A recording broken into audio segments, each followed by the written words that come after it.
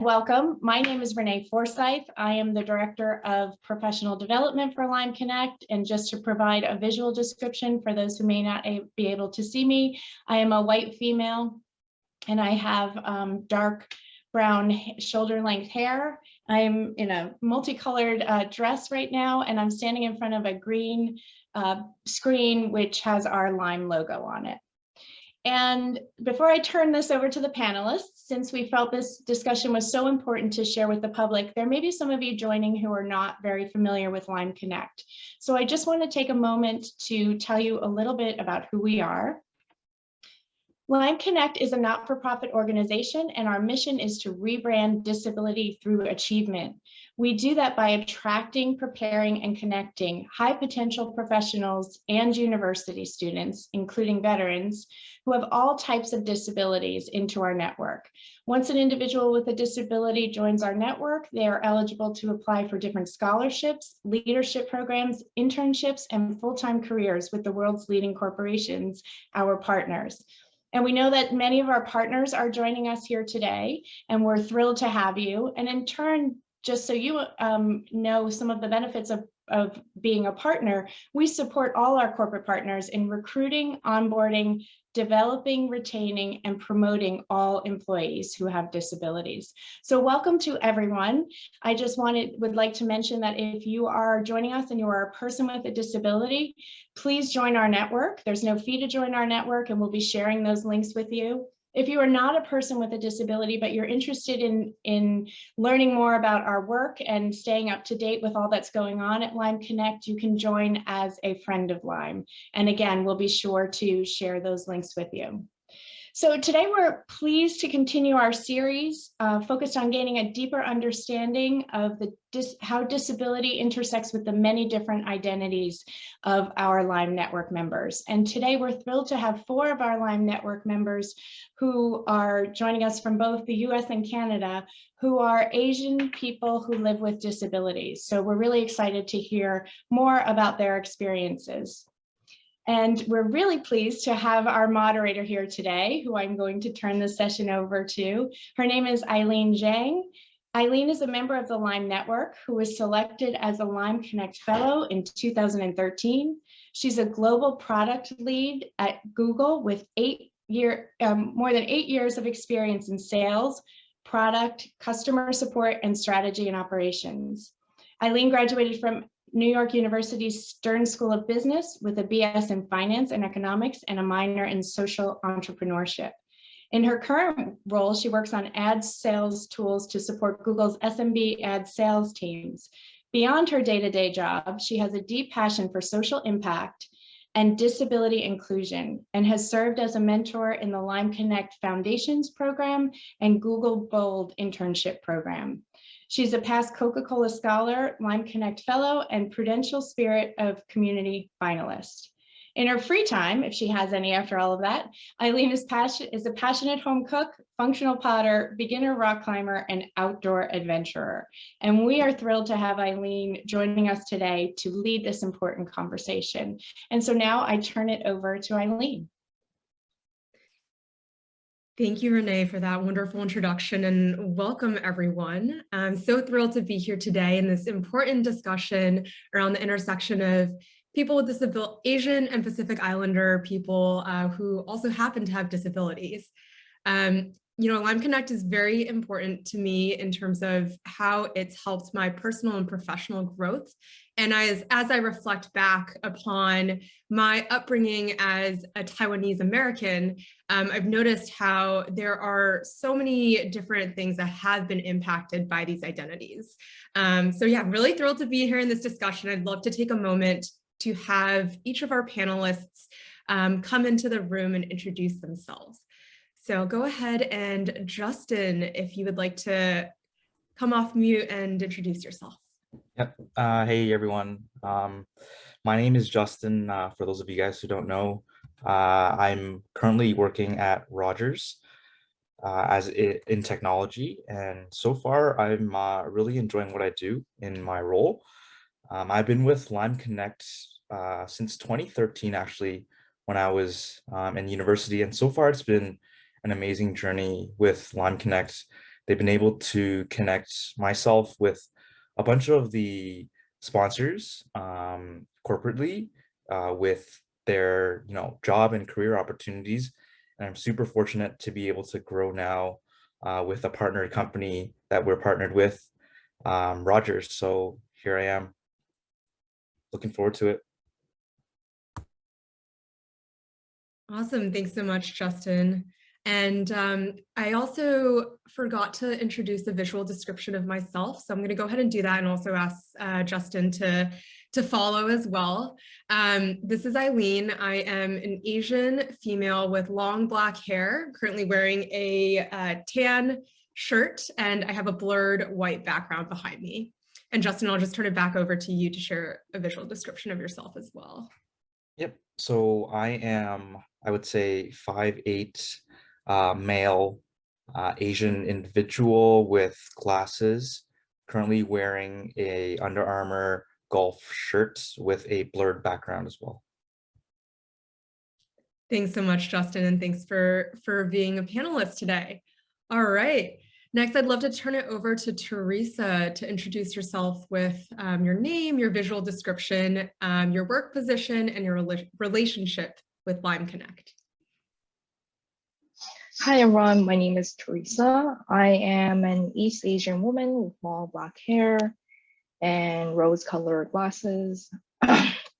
I majored in business technology management, and I'm currently working as a business systems analyst associate with TD, which is one of Lime Connect's partners. I joined Lime Connect a few years ago, and back when there were in-person networking events, and then I went to those, which were very helpful in the job hunt. And I found the other services that Lime Connect offers, such as job coaching services, and also like the ability to provide referrals if you apply for any of the partners, to be very helpful too. I'm autistic, I have depression, anxiety, and chronic pain, and I identify as someone who is Chinese, and my parents are from Vietnam.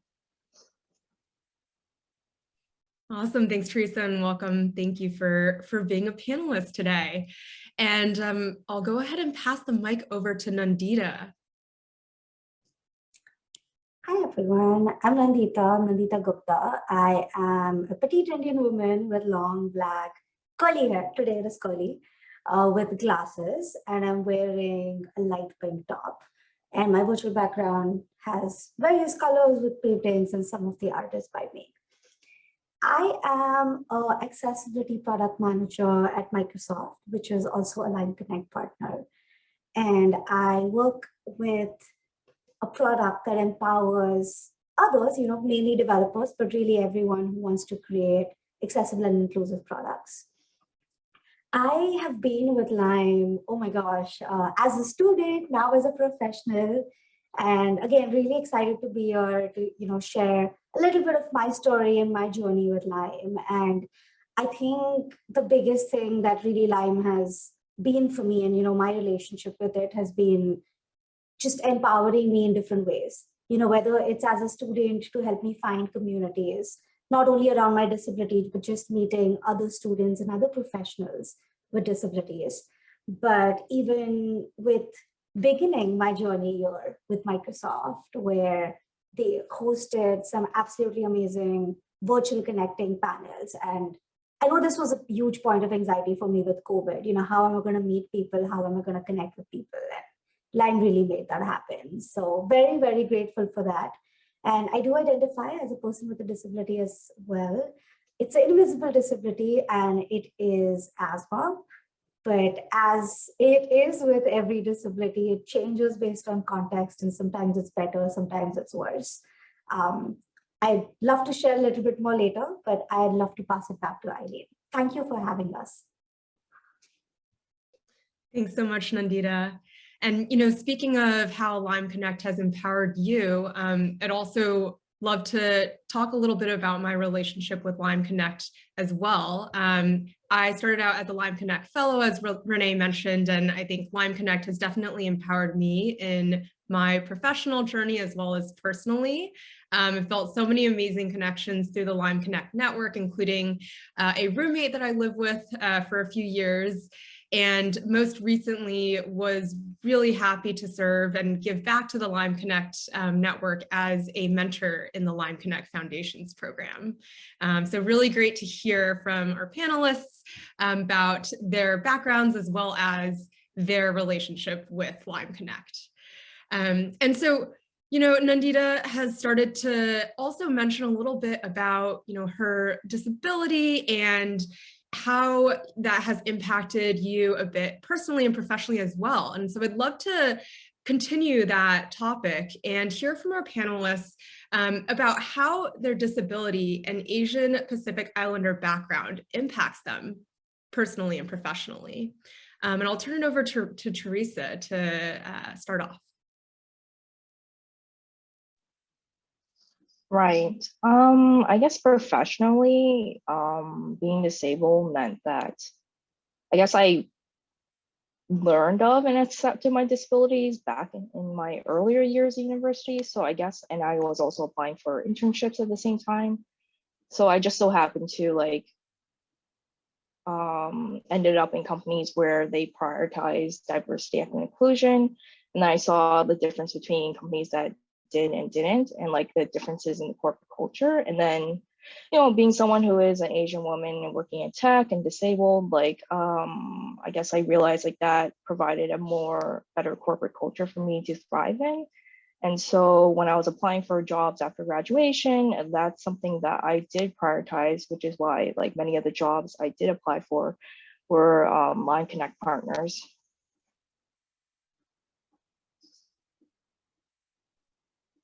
Yeah, and thanks for sharing that, Teresa. Definitely the Lyme Connect network is incredibly helpful in finding those companies that are very inclusive in terms of accessibility.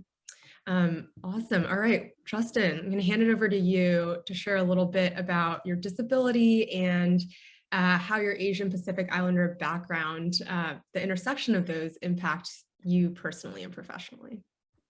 Yeah, so that's a really good question. So for those of you who don't know, my current disability right now I have is a cognitive disability. Now, what that means is it actually takes me twice as long to process information from a regular person. Now, that really kind of somewhat affected me when I was in university. I had the learning accommodations to kind of, you know, have 2 times more or double the time than an individual for exam taking and test taking.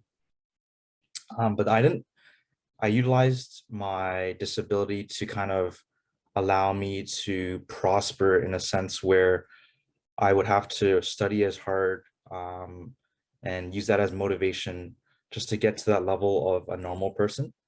Now, so what that meant was, you know, if a regular person took a week to study for an exam or a quiz, it would take me 2 weeks.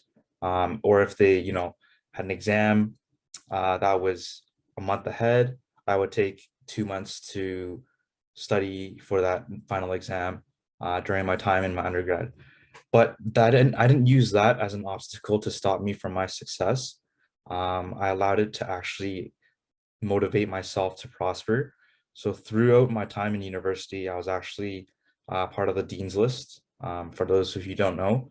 And I used my sort of disability to kind of share with other people on how to thrive, even though they do have an invisible disability.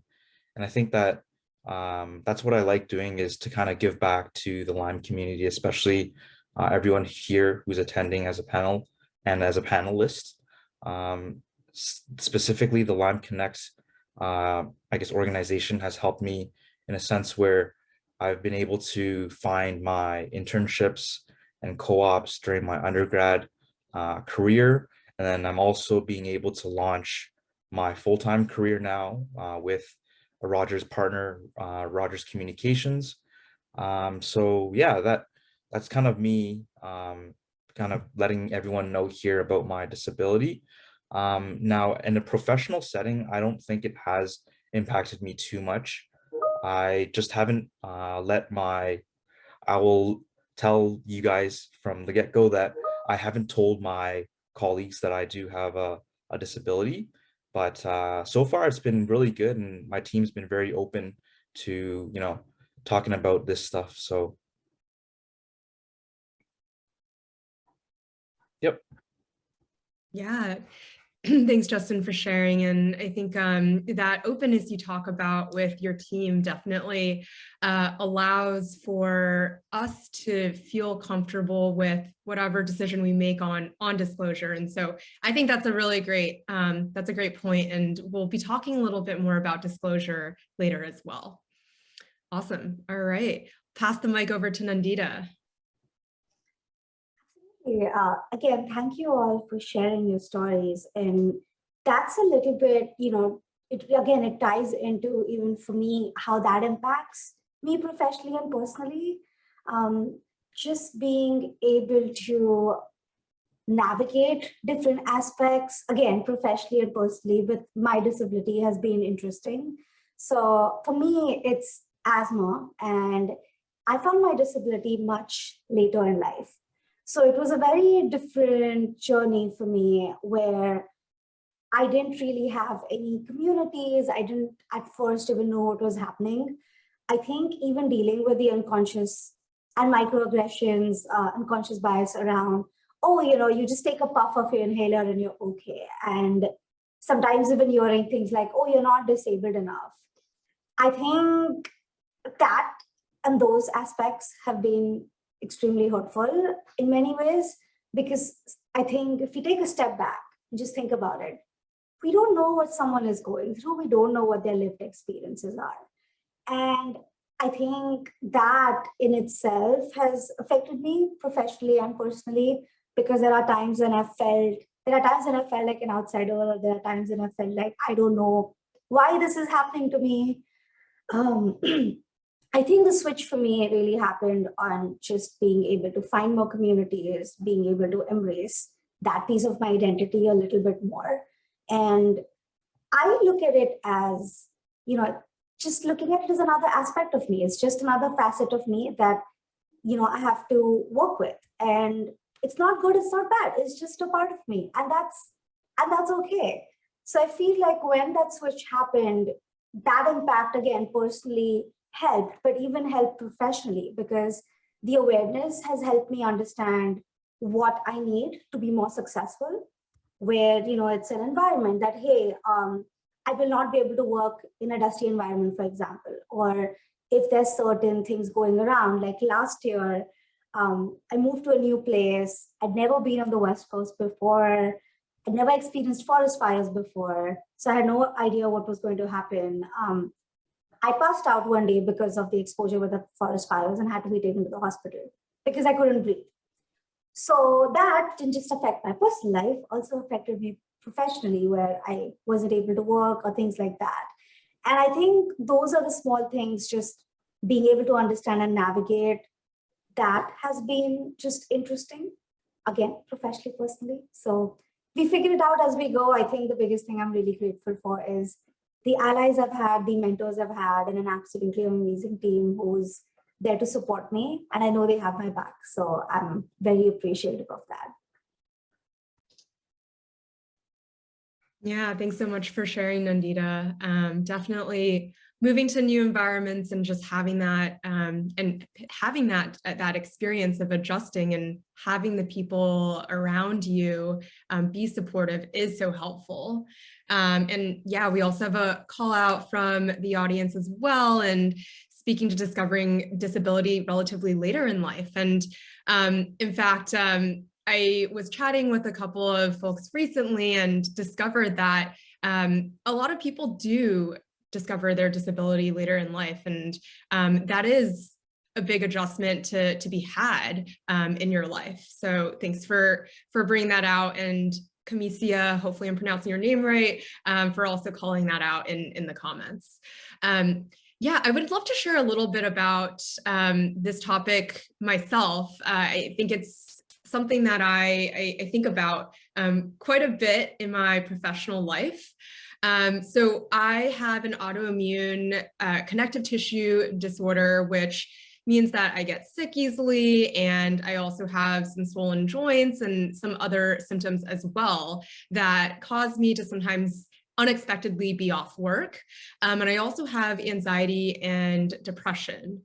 And so kind of growing up in an Asian Pacific Islander household where, you know, keeping quiet, letting things go as they are and being okay, and not speaking up has really, I think, impacted my professional trajectory in terms of learning to speak out and ask for things that I need, was something that was actually a very learned experience for me later on in life.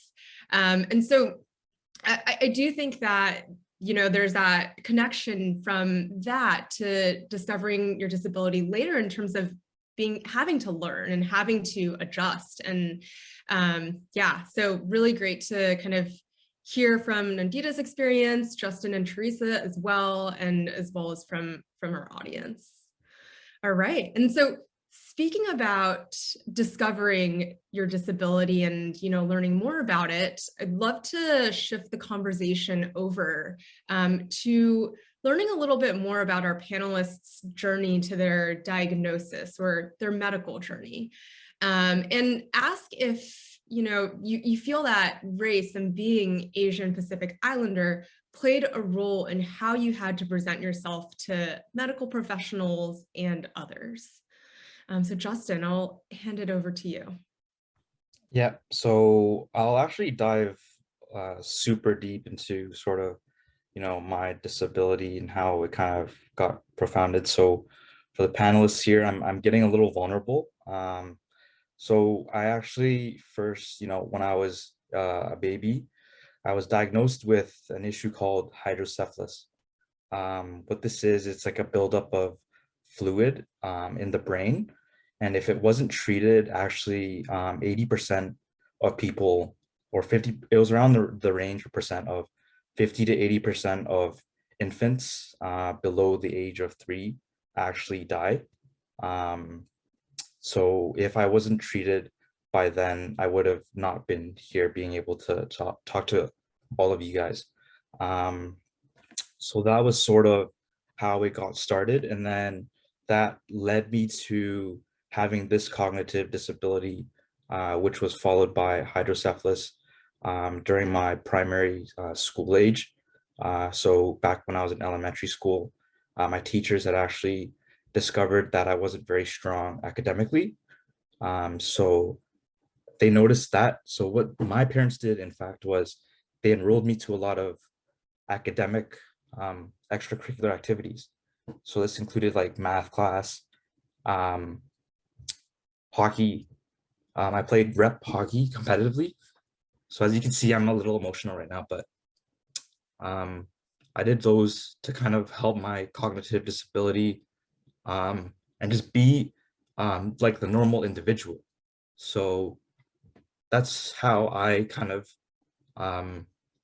went above and beyond my diagnosis. But as an individual who is representing of the Asian culture, I really don't feel that it has impacted me, but rather allowed me to thrive, because now I can kind of tell my story to others around me and share that journey. So yeah, just want to leave it with that. Yeah, thanks so much for sharing, Justin, and being vulnerable with that experience. And Nandita, I wanted to turn it over to you, and I know that you had something to add here before we jump to Teresa. I think one thing, and Justin, thank you for sharing it. Even though I found my disability later in life, I think I really resonated with that. And I think the other thing I just wanted to add to that was with my journey, when we think about not just the journey with the diagnosis, where you're dealing with, you know, how this is going to change your life, how this is going to affect your life, the fact that it can be even more transient, where, you know, initially my diagnosis personally was, oh, okay, you know, it's mild, it's going to be fine, it might even go away or be better. And, you know, they don't, no one knows what the impact will be because it's different for each and every one of us. And I think for me, when I think about, being Asian, being Indian, and how that's impacted me personally, I think culturally there is also this persona you're expected to present that, oh, this shouldn't affect you. You shouldn't be making a big deal out of this, or you should be trying to just move on and stay strong and don't, I don't know how to best express this. I am struggling with words right now. But that definitely affected me, where, there were expectations around how maybe I was supposed to behave and act. And I just wanted to take this second to let anyone know who's watching this. Wherever you are in your journey, it's okay to not be okay. It's okay to feel what you're feeling and acknowledge those feelings and acknowledge your journey, because what you're going through is, that no one needs to validate that. Your experience is your unique experience, and it's okay. You shouldn't be expected to be compared to someone else's experience, or whatever that means for you. I mean, be comfortable with what's happening and reach out if you need help. I think that was the other thing, where there was also shame associated with reaching out if needed help or you needed support. And there's no shame in asking for help. We're all here for each other, so reach out if you need any support. And I'll hand it over to Teresa.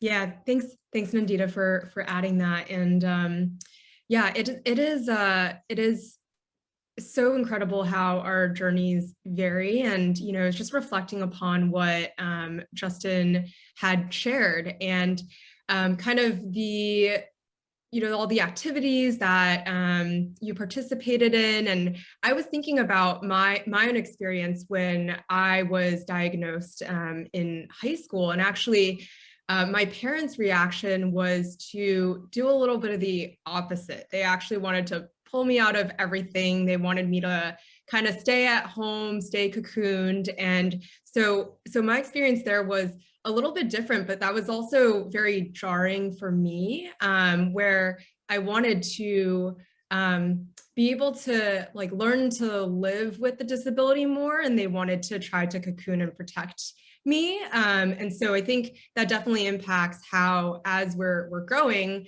how that shapes our further experiences. So yeah, thank you both for sharing, and I'll go ahead and pass it on to Teresa. Thanks, Aileen. Yeah, I feel like personally, I did face a lot of medical racism, sexism, and ableism from medical professionals. So I guess it's more so in terms, not how I present myself, but in terms of how I vet medical professionals, that has definitely changed. I've gotten a lot better in terms of advocating for myself. And sometimes I do need to, because of the nature of my, disabilities, address those biases too when I'm discussing stuff with them. I feel like in terms of chronic pain, I don't feel like my race was relevant. It's more like my gender was relevant, just because a lot of people don't take women seriously when they do say they're in pain. But thankfully, I had a really great female doctor who listened to me and took me seriously. When it came to that, I would say for all my disabilities related to my brain, that was a more difficult and unfortunately very expensive journey. And I only did it because, unfortunately, to request accommodations, you do need medical paperwork. So I did do it for that reason, so I could request accommodations in the workplace. And I definitely feel like my race played a large role in terms of me going undiagnosed for more than 20 years. Namely, when I was growing up, I had selective mutanism. So that's a type of anxiety disorder where you have so much anxiety you can't speak. So people thought it was because I'm ESL, even though I was born and raised in Canada, and that was not the case. So that was definitely a racial bias. And then in regards to autism, how it can present in many people, including women, is you're quiet. People think you're quiet and shy and whatever growing up. And that definitely overlaps with stereotypes with East and Southeast Asian women. So I think a lot of people, including myself, did get missed growing up and never got diagnosed with autism for that reason. And that's why I went the private route to get diagnosed, and just gathered all the evidence I needed, and hired my own psychologist to run all the tests.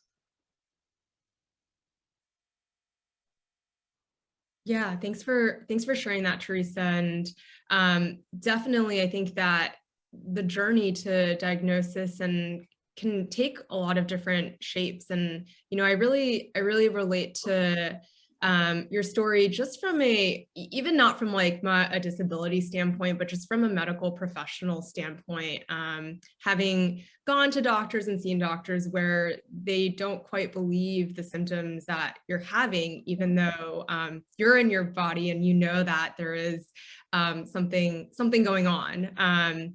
For me, this was an experience that had to do with just being sick, having like a cold or flu for a while, but definitely I can see how frustrating that can be. Thank you for sharing your story. I wanted to add something else here that I've kind of been hearing as a thread throughout, and especially also some of the comments we had from the audience around that later in life part of the diagnosis.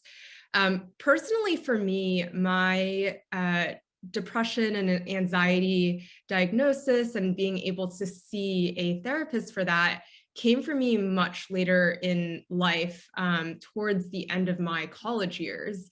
And for me, that was something that I struggled with a lot. To my parents, the autoimmune and connective tissue disorder, that was something that was almost easy for them to see and easy for them to be accepting of getting professional advice and medical help for.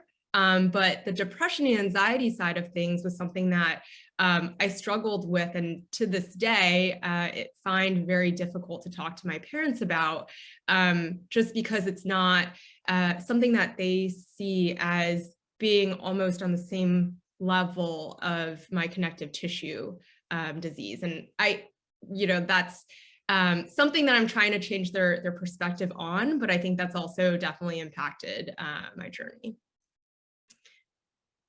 All right, and so thank you all for sharing your vulnerable stories around your journey to your diagnosis and your experience there. And I wanted to shift lenses a little bit. And some of you talked about your disability and the relationship of disclosing that to both friends, your communities, and maybe even in a professional setting.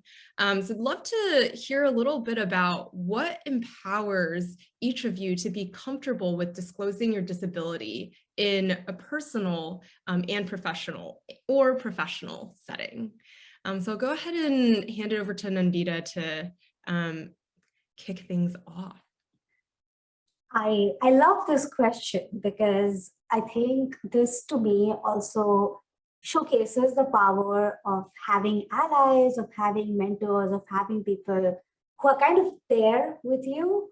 And so to me, I think that's the biggest thing about when I talk about professional situations. I'll start with that one. I think having a team that is inclusive, but also demonstrates vulnerability is a game changer. I love working at Microsoft and, with my current team with Accessibility Insights. It is such an absolutely amazing environment. I don't feel like I have to cover, and I feel comfortable sharing to whatever extent I do, because I've seen others share as well. And so that moment that when we practice that vulnerability, it also empowers others to do so, creates this amazing safe space where people feel that they can show up with their authentic selves. And that's how I feel. So professionally, I think that has been amazing. I will say the other side of that coin, so to speak, is I have been in some professional situations where I have not been comfortable disclosing, because there are times when that disclosure has led to questions around my capability. And those are completely different things. My disability is part of my identity and it changes based on context. It has nothing to do with my capability and what I can do at work professionally and all of those things. Completely different things. And I think it gets very fuzzy, and it definitely affects your mental health, and it makes you question things and whether you should disclose or not when you go through those experiences. And so for me, it has definitely been context dependent, but at work at Microsoft, I think it has been wonderful. So I'm very, very grateful for that. Personally, I think it changes. And this is kind of where the intersectional identity ties in, where being Asian, being Indian, there are times when you don't know how some communities are going to perceive that. I'm hearing some themes around even gaslighting with different aspects, and that also happens. That has happened to me, and that has happened to me personally, where, you know, the whole idea of, oh, you know, it doesn't work this way, or this isn't supposed to happen. I'm sitting there thinking, I know what I'm kind of going through, and I think I have the best guess of what's happening to my body. So I wish you wouldn't question that. Just take my word for it, because I would take your word for it. I feel there's some communities where you don't feel that there's enough empathy. And so then those are cases where I will not feel comfortable disclosing. So I do feel, I think the key for me personally and professionally has been the idea around vulnerability in that safe space. The better the safe space, the stronger the safe space, I will feel comfortable disclosing. Otherwise, I won't.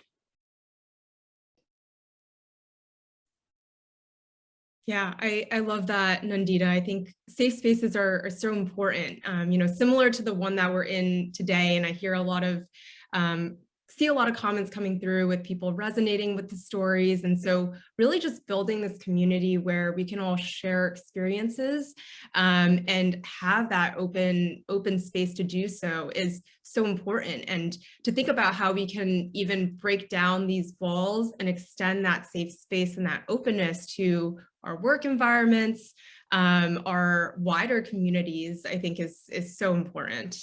Yeah, thanks for sharing that. And Teresa, just wanted to see if you had anything to add here on what empowers you to be comfortable with disclosing your disability in both personal and professional spaces. Right. I think Nandita gave a great answer. I guess personally for me, it would be in my personal life. I really know someone and I'm comfortable with them, but I guess the thing is, like, most people don't know, so I just choose not to. And I guess it doesn't really, for the most part, have an impact. And I typically disclose if it does have an impact on people's perception of me. Professionally, I typically disclose if, like, I need to, like, I need accommodations, but what would make me comfortable in terms of disclosing would be like if my manager or my team creates a inclusive work environment. Like, I did disclose my disabilities to like some of my colleagues and my manager of one of my teams I worked on. And like my manager is like pretty vocal in terms of supporting persons with disabilities, and his manager is too. So I think like if people, I guess, are more vocal about supporting certain communities or even other marginalized groups like the LGBT community, that would make me feel more comfortable disclosing professionally. Yeah, that's a great point, Teresa. And I also hear you mentioning, you know, the intersection with other groups and communities as well. And I think that's an important part of this conversation too, right? We also identify in so many ways. And so how can we bring all of those communities together?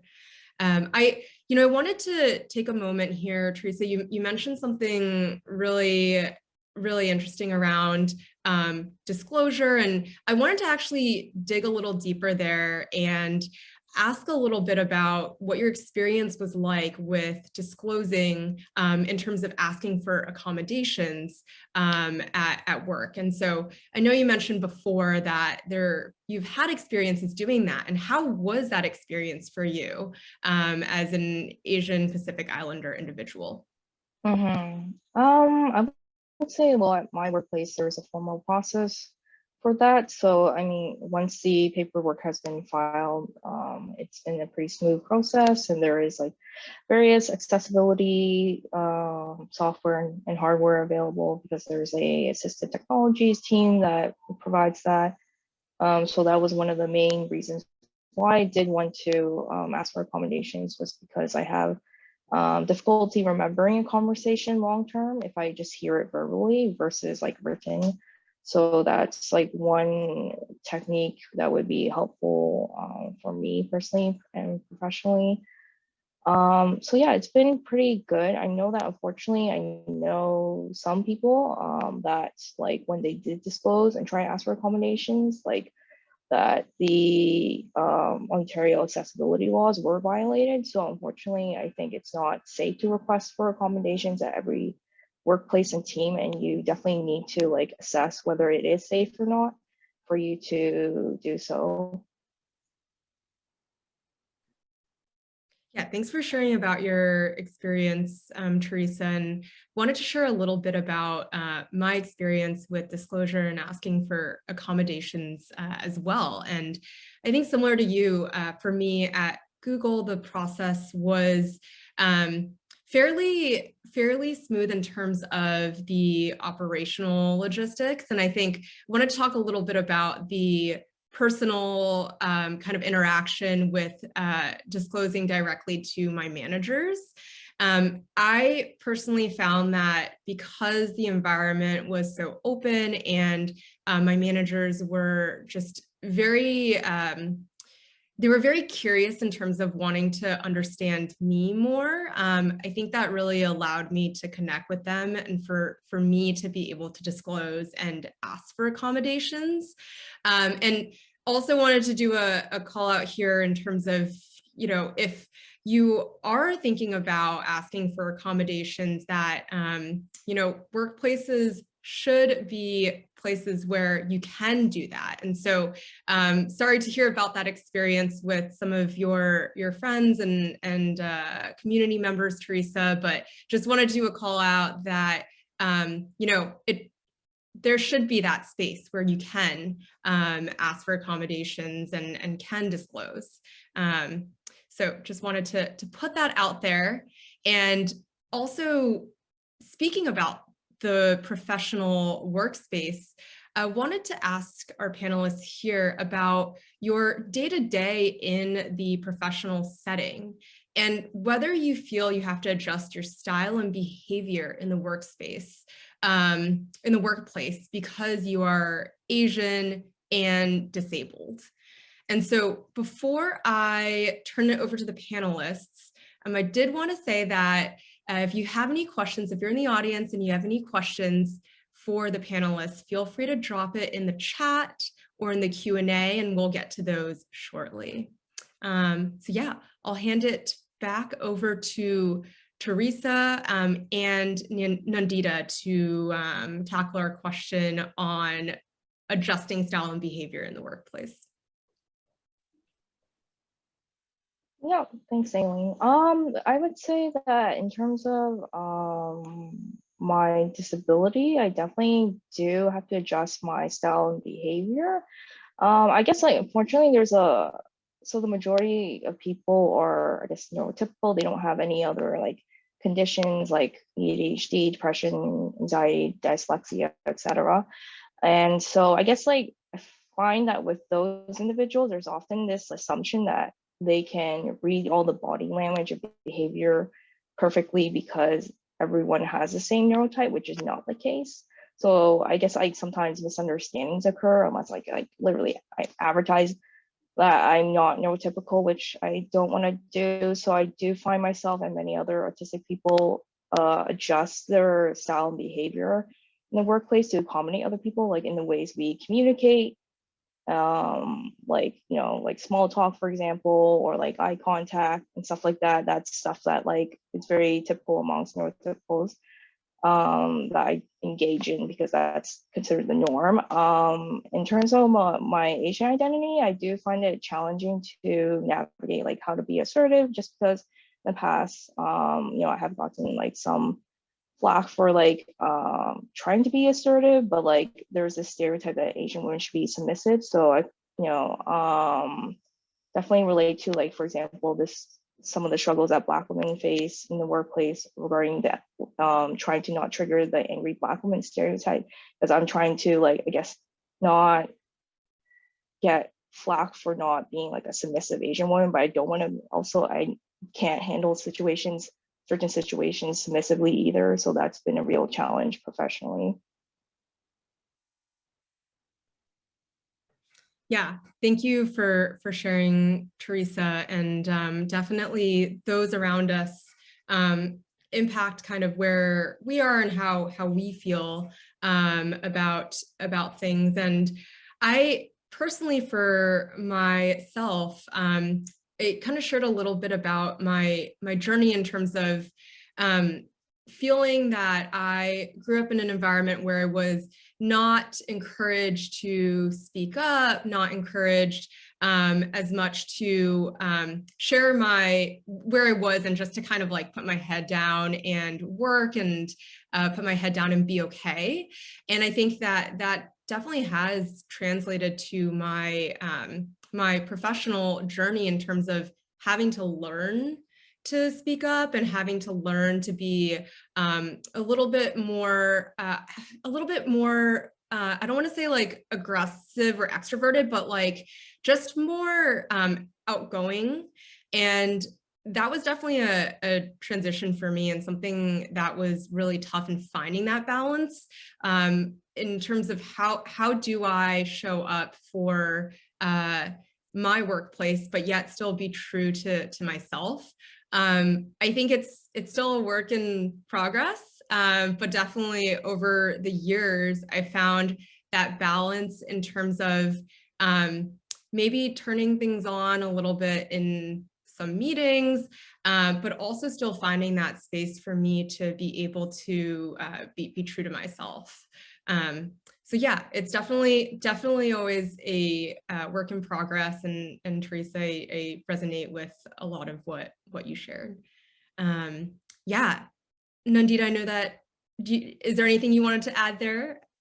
You both put it so beautifully, oh gosh. I will say I've had the opposite experience. So in terms of that prototype, like that idea of, oh yeah, you know, as an Asian woman, you're going to be quiet, you may or may not voice your concerns. I have no issues letting people know what's on my mind. And I'm very candid about that, because that's something, again, growing up, things like that was an influence on me, where it was okay to voice my needs and voice what I want to say. There were certain things I did have to work around, but eventually that kind of became part of me. And so people are actually taken aback when I can be, you know, I might share a lot, or I might just let people know very gently that, hey, here's what I need from you to be successful, or here's what I need from you that would help me. And gosh, I see Karen's comment in the chat, and yeah, I am definitely not submissive, and it rubs people the wrong way. So I can definitely see that, and that has happened with me. And then there are times when I've had to navigate that.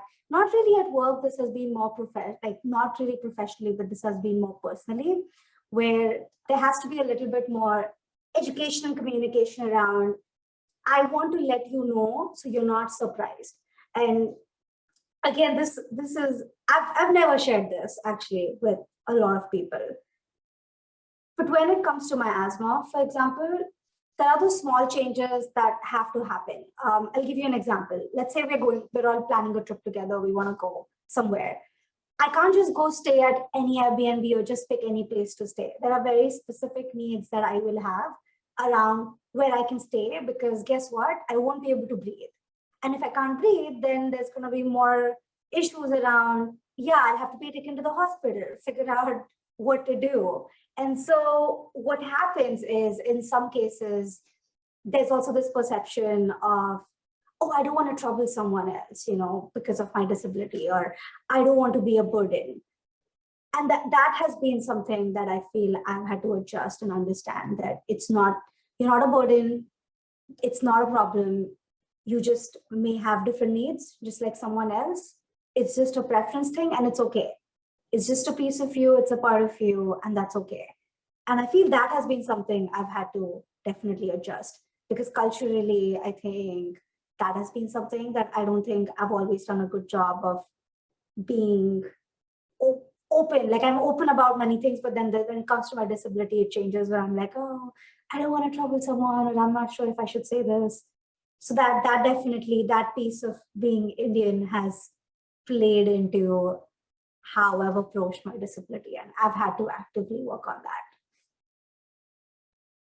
Yeah, that's really rich, Nandita, in terms of that self-care piece that I heard, right? Like being okay with taking care of yourself. And also on the flip side, I love how there's so many different perspectives in the room. And Jen and Karen also sharing in the chat as well, right? We all have, we're all different, right? And yet there are stereotypes in terms of how people might expect that we should act, whether it's that we should be more quiet, whether we should be more outgoing in certain circumstances, and how do we navigate that? So it's so great to hear that in this space, even, right? We all have such different perspectives and experiences. And so really a lot of the best ways, at least that I've found, to understand each other is to be open and to learn from each other. Yeah, thank you so much all for sharing. And I know that we are getting close to the end of the session, so I did want to ensure that there's some room for any questions from the audience. So I'm going to go ahead and turn it over to Renee to moderate some of the questions that may have come through. Absolutely. And I echo, thank you all. This has been amazing so far. It went really fast. But I do see 2 questions. And if anybody has any additional questions, we have just a couple minutes. So I'll pose this question. How do you get over the internal feeling that you're behind your peers in career advancement, especially in a high performance environment? And this person is indicating that they're diagnosed with dyslexia later in their career. So is there anybody who wants to take that?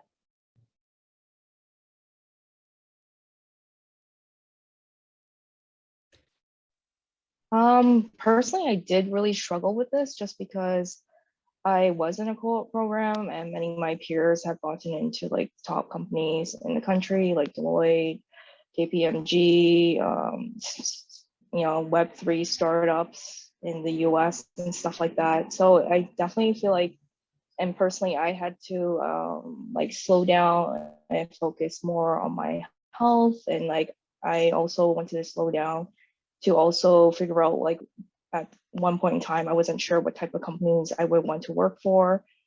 So I took some time to like go back to school and also figure out what kind of companies I would want to apply for after I finished taking those courses.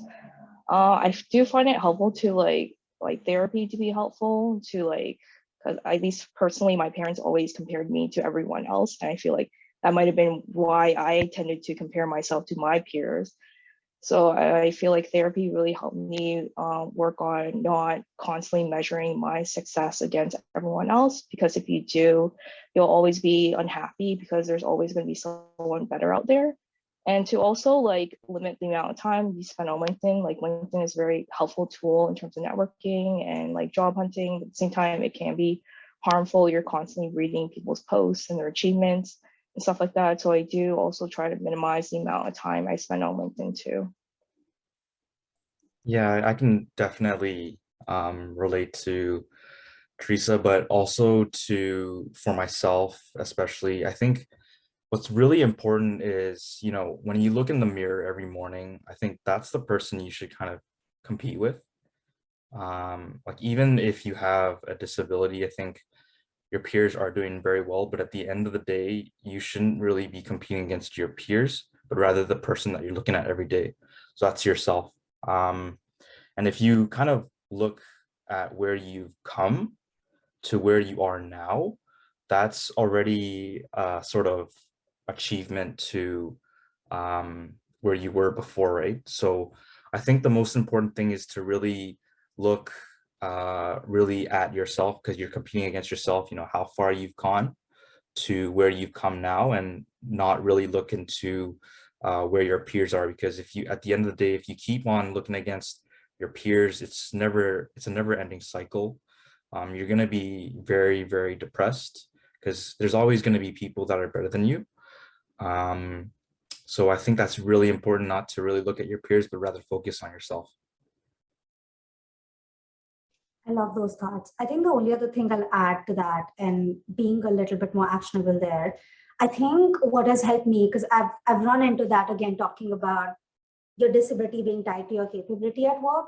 And I think what's helped me is to have very candid conversations with my manager around, when you're thinking about career advancement, think of it like, hey, what are the steps? What are some things that I need to do? What are areas of opportunity for me to make sure I can get to XYZ? Or you're thinking about promotions, definitely have more career advancement talks. So I found that that helps me as well. So I have a very clear path on understanding what and where I need to go.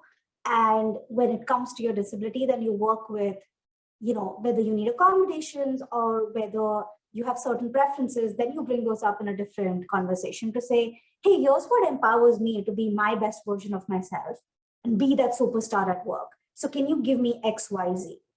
And if you in some ways even separate those, then it helps me at least thinking about it internally that, okay, there's still a career advancement. I'm thinking of it separately and it just helps me work better. But that's just something that's worked for me, but it might be completely different for someone else. Great, thank you all. We have 1 minute left, so it's going to be a quick round robin. And I think it's a great way to end. And the question is, what advice do you have for allies, mentors, perhaps there are managers joining this call, that to create an environment in which you can bring your authentic self to work? So if I could have each of you answer that, and these will be your last words. We'll start with Justin. To be my authentic self. Advice, you mean? What advice do you have for people around you to create an environment that allows you to feel comfortable being your authentic self? So whether it's your manager, your coworkers, your friends, your family. Yeah, I think if